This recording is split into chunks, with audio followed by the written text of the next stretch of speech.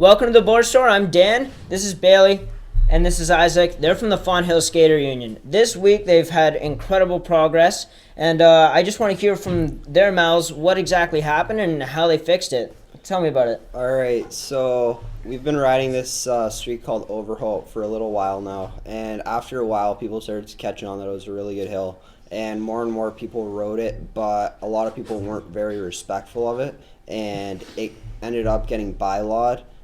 That as well as 3 other streets in our town, and then after it got bylawed, we decided that we couldn't just let it happen. Sorry, what was the bylaw? The bylaw was you're not allowed to skate the hill. You're not even allowed to use your board as transportation.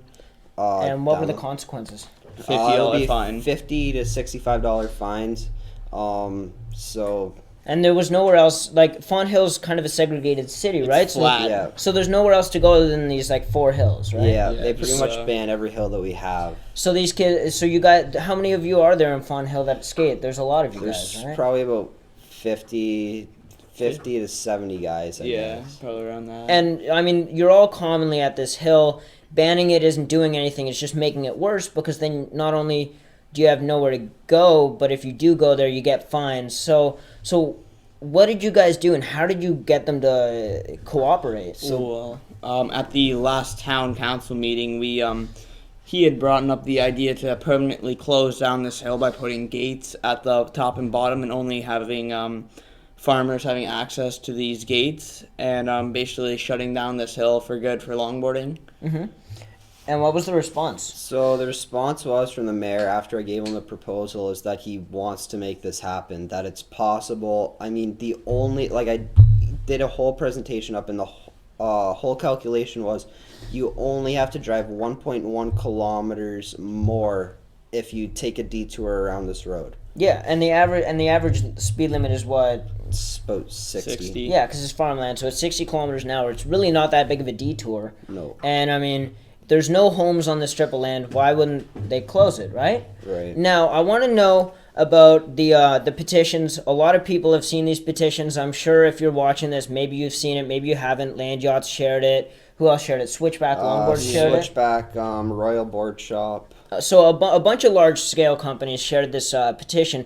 Now, seeing as you guys had a huge involvement in getting this legitimized, how effective were these petitions, and did they really have any real involvement in the legitimization of the sport within the city? They weren't really effective at all. They didn't look at these statistics.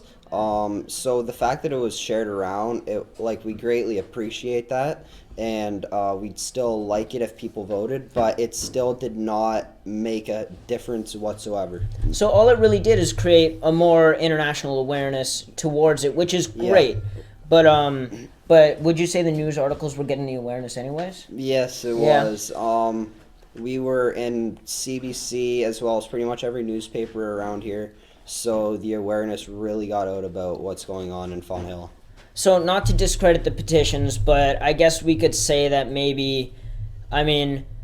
sitting around signing petitions isn't the way to get things done. Going to city council, going to the mayors in your city, that if they're banning longboarding in your town, do what these guys did. They went to the mayor, they went to city council, and they created a presentation, and they got it done. And it was effective, and it worked, right? It did. For the most part. On August 12th, they're bringing it up again, and that's basically when they're going to decide if it gets passed or not. And then within a week of it being passed, they should have gates up, and it should be fully shreddable.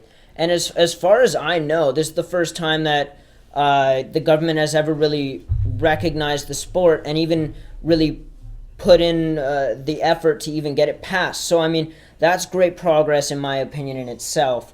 So, I want the whole Fonthill Skaters Union to come into the frame here so that we can recognize all of them. They've all made a great effort. They've all showed up to all the city council meetings, and they've all done a lot of work to get this done. And I think the world should see this, understand their efforts. These are some of the hardest working skaters I've ever seen, and they definitely deserve all the recognition that they're going to get and are getting, and more, because they've really done an amazing job, and I really want to thank them, because no one in the region, never mind the country, has really even made this type of progress before, and I think they deserve a huge round of applause from an international audience.